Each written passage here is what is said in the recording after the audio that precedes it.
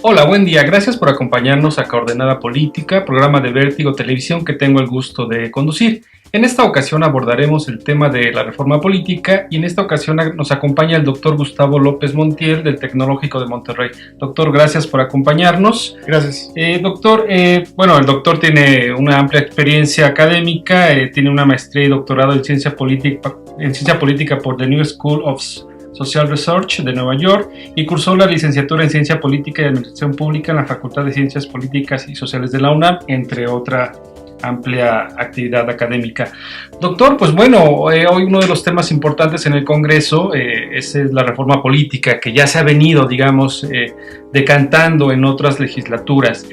Doctor, hoy ¿por qué podríamos pensar o por qué consideramos que la reforma política es importante dentro del ámbito político de México y del Congreso? Bueno, hay una tendencia que se ha construido a lo largo de los años, como se comenta, donde ha habido diversas temáticas que se han ubicado en distintos momentos, dentro de un discurso que en algún momento se llamó la reforma del Estado, en otro momento se llamó la reforma estructural y bueno, ahora se llama reforma política en el contexto del Pacto por México. Y lo importante de esto es que se ha construido un espacio de negociación que normalmente no existía. Porque pues obviamente estas decisiones y la negociación de las decisiones se realiza en el Congreso, pero a la par del Congreso se construyó esta idea del Pacto por México, donde no únicamente están los coordinadores de las fracciones parlamentarias, sino están los presidentes de los partidos, está el Ejecutivo representado, hay algunos otros actores, y en ese sentido ahí en el pacto se ha construido una agenda a la que le llaman, en donde está también un conjunto de temáticas políticas, y eso es a lo que ahora se le llama la agenda de la reforma política.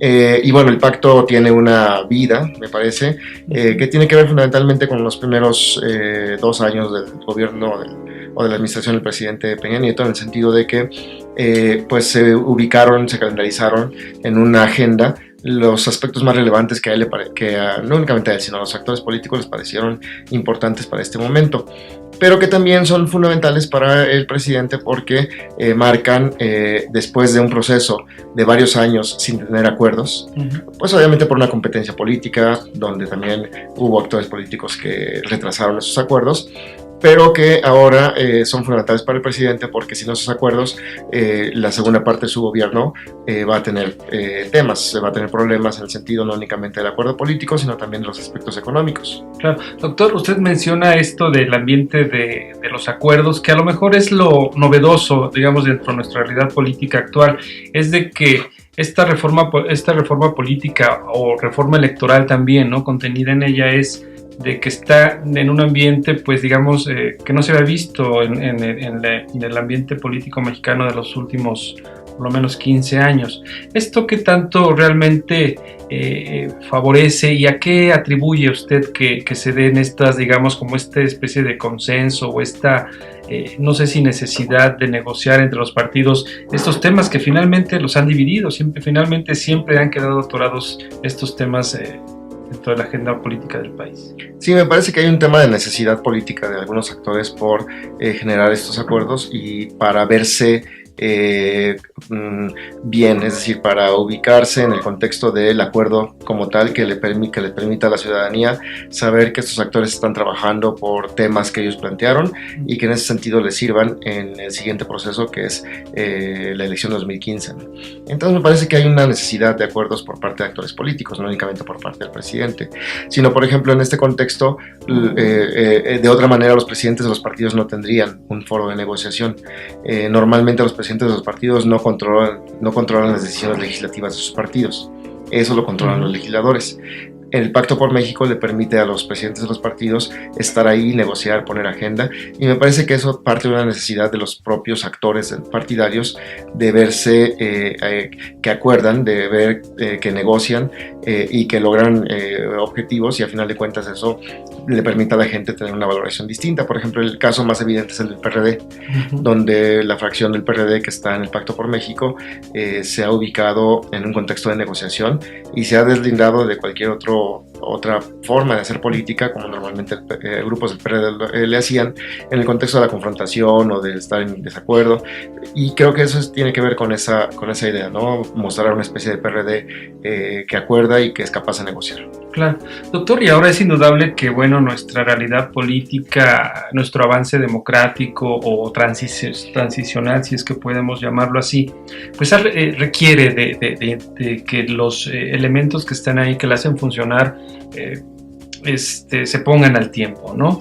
Y hoy escuchamos temas que están ahí en la agenda, que es la segunda vuelta a las elecciones, la reelección, la creación de un instituto nacional, una legislación electoral a nivel nacional, una serie de temas que están ahí, que están discutiendo los partidos. ¿Esto realmente qué tanto es importante?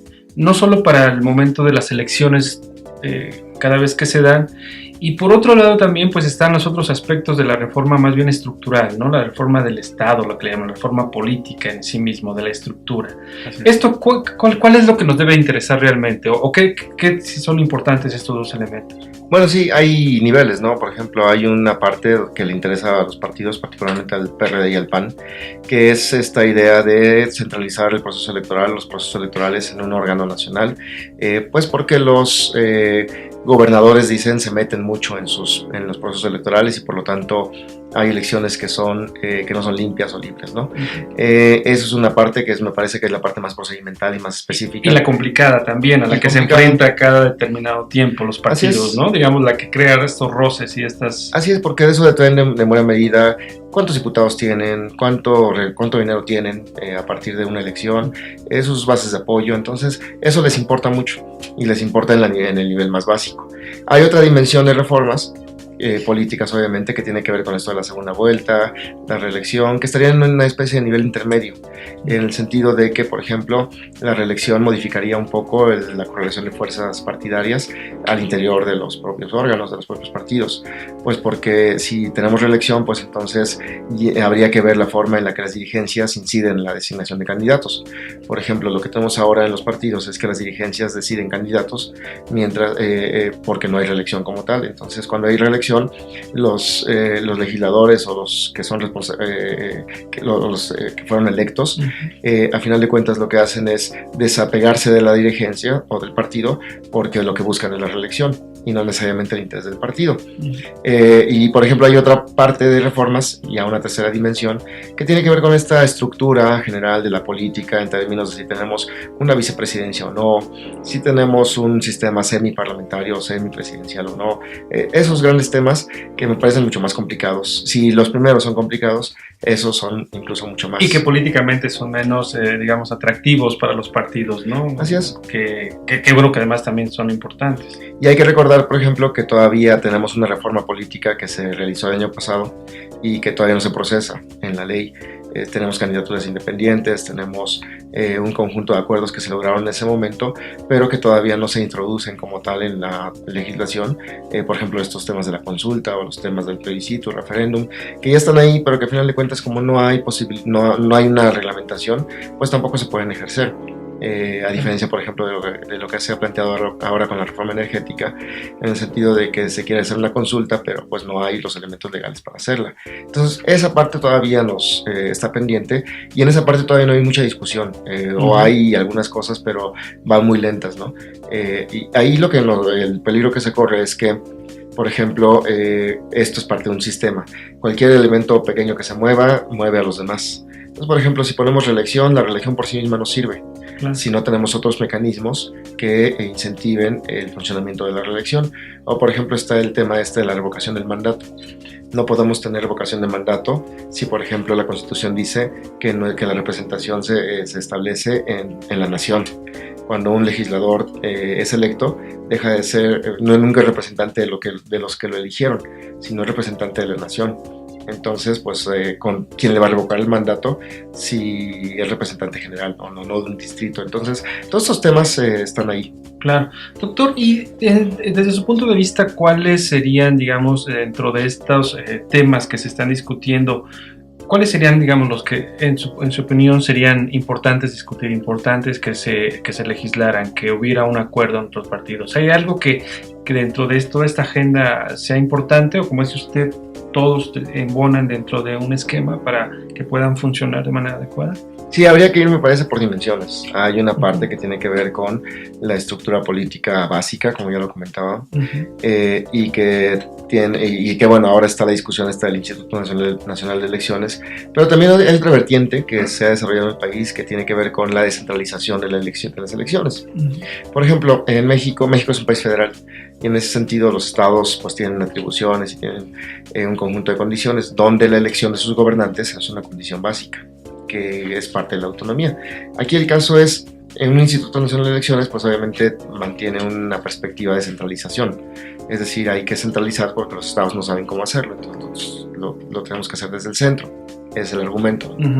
Habría otra perspectiva que también se ha manejado, pero que tiene menos fuerza, y que tiene que ver con la idea de ¿y por qué no elegimos a los legisladores con leyes locales, a los federales con leyes locales, ¿no? Que sería el otro extremo. Por ejemplo, tanto una como la otra parecerían absurdas. Lo que pasa es que tanto una como la otra se han utilizado en muchos lugares en el mundo, ¿no? Por ejemplo, en los Estados Unidos no hay una ley nacional electoral, sino que hay, y es un país federal, sino que hay los legisladores federales eligen con leyes locales. Entonces, por ejemplo, los estados tienen sus propias leyes y con respecto a cada ley se elige a los legisladores federales que van a ir al Congreso por parte de ese estado. Hay otros países en América Latina, por ejemplo, los federales también, Brasil, Argentina, donde hay mecanismos de elección, por ejemplo, o Venezuela, que son mecanismos de elección que no tienen que ver con una autoridad estatal, sino más bien con autoridades centrales. Entonces, están los dos modelos. Aquí el tema es ¿cuál es el modelo que queremos en México y cuál es el modelo que sería mejor? Si bien hay una problemática con los institutos locales en el sentido tal vez de injerencia, esa problemática no se ha resuelto tampoco a nivel federal. A nivel federal también tenemos problemas en el sentido, por ejemplo, de la intervención de los partidos en la designación, obviamente, de los integrantes de los órganos electorales. Tenemos estas decisiones que ha habido en los últimos años siempre ha habido en términos de las cuotas partidarias para elegir a los integrantes de los órganos electorales. Entonces, no lo hemos resuelto ni en un lado ni en otro, cuando estamos ya tratando de imponer un modelo. Entonces, creo que esas discusiones son importantes y no las hemos dado todavía, y creo que por ahí deberíamos comenzar. Ahora, es poco probable que comencemos por ahí, claro, sino más bien vamos a ir, me parece en este momento, hacia el modelo del Instituto Nacional de Elecciones, que tal vez, todavía está por decidirse, pero me parece que tal vez podría comenzar con una especie híbrida donde el IFE tiene ya, por ejemplo, atribuciones en acceso a medios y en registro. Se le podrían añadir atribuciones, por ejemplo, en fiscalización y en algún otro elemento del proceso electoral, y entonces configurarse como un Instituto Nacional de Elecciones, dejando la operación a los órganos locales. Podría ser una solución. Claro, y además por lo que hemos visto o lo que se ha discutido que es, digamos, la parte central de esta discusión de reforma electoral y política. Pero, doctor, sin abundar más, es también, la forma en que resolvemos las situaciones electorales, ¿no? En un cierto inmediatismo, por lo menos en ese sentido, así lo percibo. Ahora, también hay otros temas, doctor, está la segunda vuelta, también la reelección, que son temas que generan, mucha resistencia por parte de algunos partidos. ¿Eso por qué siente usted que genera resistencia, a final de cuentas? Porque mueve la forma en la que los partidos construyen sus clientelas. Es decir, por ejemplo, los partidos no permiten que haya voto masivo de los mexicanos que viven en el exterior porque no saben quiénes son. Entonces eso mueve obviamente la clientela partidaria. Si abren la llave para que haya más votos del exterior, pues a final de cuentas habría que ir a controlar esos votos para asegurarse de que son votos por los partidos. Entonces me parece que ese es en el fondo lo que los partidos temen, y lo temen porque en México el voto está asociado al dinero, o más bien el dinero que los partidos reciben está asociado a los votos. Entonces, mientras más votos reciban, pues más dinero tienen. Esa es una condición que les hace cuidar, obviamente, la fuente, que es el voto. Entonces, me parece que ese es un primer tema. El segundo tema tiene que ver con pues la competencia como tal, ¿no? es decir, hay partidos para los cuales es muy complicado generar competencia en algunos espacios y por lo tanto se han ubicado en un espacio de confort en donde les resulta ahora fácil operar con la forma y con las estructuras que tienen. Eso por otro lado. Y por otro lado está también el tema de los financiamientos federales y financiamientos locales que se duplican en muchos sentidos y que al final de cuentas garantizan tanto la estructura nacional como la local y que por ahí también hay otros espacios de discusión. Entonces sí hay otros temas, por ejemplo la segunda vuelta. En México, o normalmente pensamos la segunda vuelta como se hace en algunos países en Europa, que es en un día distinto a la elección original. Sin embargo, hay segundas vueltas que son el mismo día. Es decir, la gente puede... Lo que pasa es que no hemos experimentado otras formas de votación. Sí, porque nosotros de pronto tenemos la idea de que tiene que ser el mismo día, ¿no? Así es. Y pensar un esquema diferente de eso como que no entra un poco en nuestra memoria, ¿no? Por ejemplo, hay países donde uno tiene una boleta, recibe la boleta, y la mitad o la primera parte de la boleta es el primer voto. Y la otra parte de la boleta es en caso de que el primer voto, o más bien en caso de que haya una segunda vuelta, ¿por quién votarías? Entonces hay un segundo voto que se cuenta únicamente en caso de que la primera vuelta no tenga una mayoría. Entonces, y eso es el mismo día, es decir, es la misma boleta, nada más que se vota 2 veces y el segundo voto se cuenta en un momento distinto. O por ejemplo tenemos otras formas de votación que son transferibles. En México se dice que el voto no es transferible, pero no es porque no se lo podamos dar a otra persona, sino más bien no es transferible porque no podemos modificar los lugares de los candidatos que vienen en las boletas. Por ejemplo, nos dan una boleta con una lista y esa lista ya está cerrada. Es decir, no podemos cambiar el lugar de los candidatos a diputados, por ejemplo, senadores, que ya vienen ordenados en la lista y que fueron ordenados por los partidos. Pero hay países donde, por ejemplo, uno puede decir, bueno, este que viene en primer lugar no me gusta, mejor lo cambio al 30. Y este que está acá abajo me gusta más y lo subo al... Y ese es el voto transferible, se puede cambiar el lugar. O por ejemplo está el voto abierto, donde uno puede poner el nombre de los candidatos. Y son formas distintas de votación, o por ejemplo está el voto preferencial, que es un voto muy complejo, o más complejo más bien, donde uno puede decir, este candidato, a este le doy 5 votos, a este 4, a este 3, a este 2, a este 1, y así, y entonces se juntan, se suman los votos en primer lugar, en segundo, y entonces se va construyendo un ganador distinto a como lo construimos nosotros, y todos los sistemas son democráticos.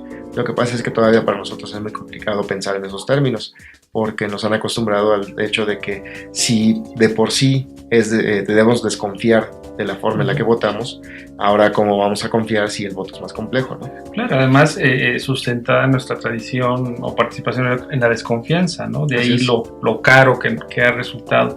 Doctor, por otro lado también me llama mucho la atención las propuestas dentro de estas reformas electorales políticas, propuestas del PAN y PRD, por ejemplo, que coinciden en la formación de gobiernos de coalición, y que eso nos lleva también un poco a lo que estamos viendo en la práctica, ¿no? Que es lo que se habla hoy, que hoy vemos un gobierno de coalición, digamos, de facto, o en los hechos, digamos, está un partido gobernando, pero con acuerdos con los partidos para sacar adelante reformas. ¿Usted cómo ve esta cuestión en como que confluencia de que es necesario gobiernos de coalición dentro de la estructura de gobierno en el país? Lo que pasa es que tiene que ver con la forma en la que el gobierno se construye. En los países presidenciales, normalmente no se asume la existencia de gobiernos de coalición, porque se asume que ganó una mayoría. Que además ese es un sistema parlamentario, ¿no? Los de coalición. Así es. Es cuando se conforman. En los sistemas parlamentarios se conforman coaliciones que son distintas a las alianzas electorales. Lo que pasa es que en México, en la ley electoral, hemos combinado los conceptos de alianza y coalición y frente electoral. Pero las coaliciones son fundamentalmente acuerdos de gobierno. Los partidos pueden ir aliados en la elección, pero ya cuando ganaron ciertos partidos, pueden incluso romper la alianza y el partido que ganó la mayoría puede decir, mejor me voy con este para hacer coalición. Que es lo que se ha reclamado, que nada más son coyunturales, que Así no es. hay compromisos, nada más para obtener un triunfo, un voto o una posición. Así es, y entonces, por ejemplo, en una coalición, los partidos se sientan y dicen, a ver, vamos a hacer mayoría en el gobierno, y entonces firmamos un conjunto de acuerdos. Y con responsabilidades, Así además. Es. Acuerdos con responsabilidades en el sentido de, a ver, te toca esta cartera, esta y esta, a mí esta y esta, a ti esta y esta, y eso implica estos acuerdos. Tú echas hacia adelante estas políticas y yo estas, y el primero que desconfíe, entonces hace que el gobierno caiga. Y entonces el acuerdo se firma y es un mecanismo legal, además.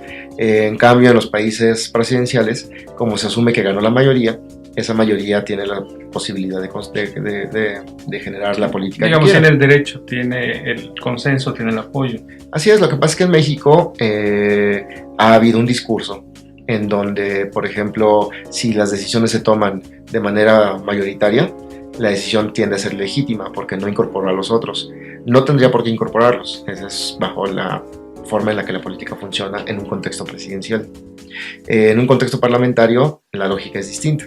Entonces estos mecanismos, primero habría que, lo que pasa es que en México por la dinámica política se ha construido así. En algún momento se dijo que los partidos tenían que ser democráticos y todos se esfuerzan por ser democráticos, aunque en realidad la democracia partidaria no es un concepto que se haya asumido como tal en la política en el mundo. Puede haber perfectamente un partido que no sea democrático y jugar en un contexto democrático en otros países, siempre y cuando mantenga el valor de la democracia, ¿no? Claro. Es decir, pero sus decisiones pueden ser familiares o pueden ser de otro tipo en el contexto del partido como tal, pues porque al final de cuentas son asociaciones de ciudadanos. Entonces, pero bueno, estos son elementos que, Claro. que en México no hemos discutido todavía. Pero llama la atención que, digamos, los partidos estén dispuestos, digamos, a transitar por estas figuras que, como dices muy bien, no son del sistema presidencial en el que nos regimos, sino de otros sistemas parlamentarios, como en Europa y todo esto, pero que queda un poco la idea, ¿no? De que, digamos, si bien dándole un poco la vuelta, pues se buscan lograr consensos, ¿no? Se buscan lograr que haya funcionamiento, por lo menos, de los gobiernos de turno. Así es, por ejemplo, hay un tema, ¿no? Que el gobierno de coalición tiene que ser de varios partidos o puede ser una coalición del mismo partido. Porque los partidos también tienen grupos, es decir, los partidos no son monolíticos.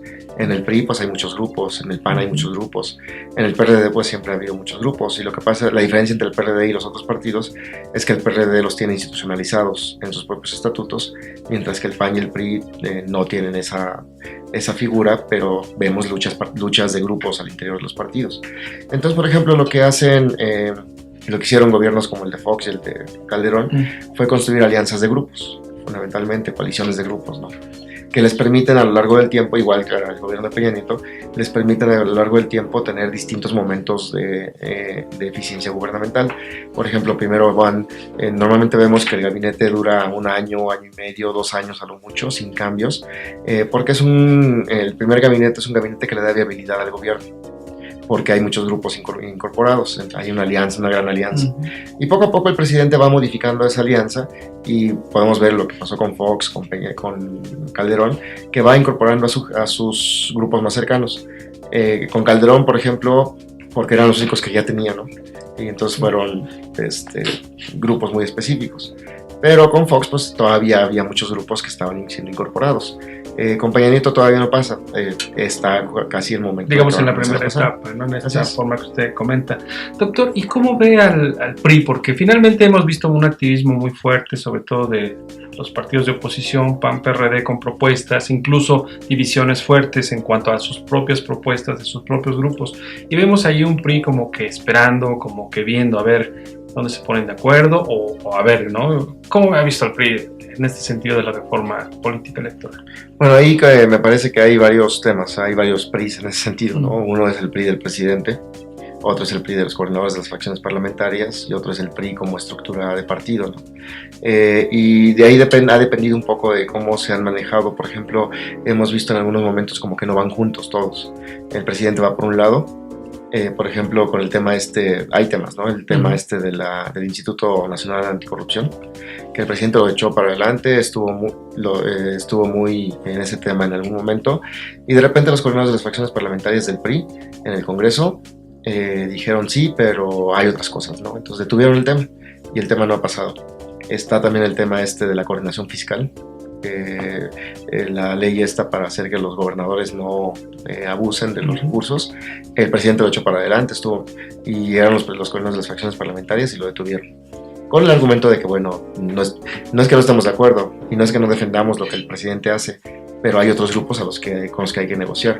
Entonces hemos visto ahí en algún momento como que movimientos en torno a los grupos que están en el contexto del PRI. Entonces esto hace que quienes llevan el espacio de liderazgo en la negociación pues parezcan cautelosos, pero me parece que la negociación más fuerte del presidente es la negociación que se da dentro del PRI, incluso más que la que se da con el PAN o con el PRD en algún momento, porque el PAN y el PRD plantean posiciones y si están cercanas o no, pues se pueden mover dependiendo de cómo se mueve la negociación. Pero ahí me parece que uno de los temas más importantes es la negociación dentro del PRI, que en algún momento se puede complicar en el contexto de cómo los gobernadores comienzan a sentir y cómo los coordinadores de las fracciones parlamentarias comienzan a sentir los cambios o las iniciativas que el presidente envía. Claro, doctor, y bueno, ya estamos en plena discusión, digamos, será la primera, digamos, gran discusión de reforma antes de entrar a la hacendaria, a la energética. ¿Qué perspectivas le ve a esta discusión de estos temas? ¿Están ahí las propuestas? ¿Están ahí las negociaciones dentro del pacto? ¿Están los propios partidos, las dirigencias? ¿Cómo ve que pudiera salir esta reforma en términos generales? Bueno, creo que las dos reformas son importantes porque sin ellas el presidente no podría garantizar el segundo espacio de gobierno. La reforma fiscal hacendaria en una primera instancia es fundamental porque sin ella el presidente no tendrá recursos.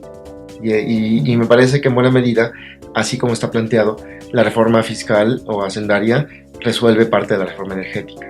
La reforma hacendaria trae una ley, que es la ley esta de hidrocarburos, que plantea un concepto que es muy importante, y es el hecho de el petróleo es del Estado, es propiedad del Estado, pero el Estado contrata a Pemex, que es una empresa pública, para que lo extraiga y lo explote.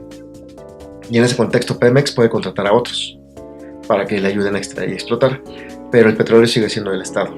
Entonces, ahí me parece que se abre la posibilidad para que si no hay en una segunda dimensión la reforma energética como se ha planteado, esta ley sirva como un punto intermedio que le permita a los privados entrar de cualquier manera en el apoyo de Pemex.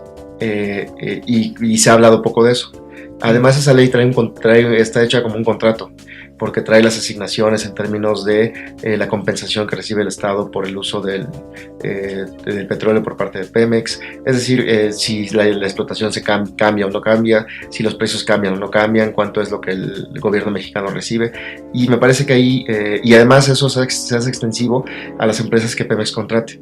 Entonces ahí está resuelta buena parte de la reforma energética.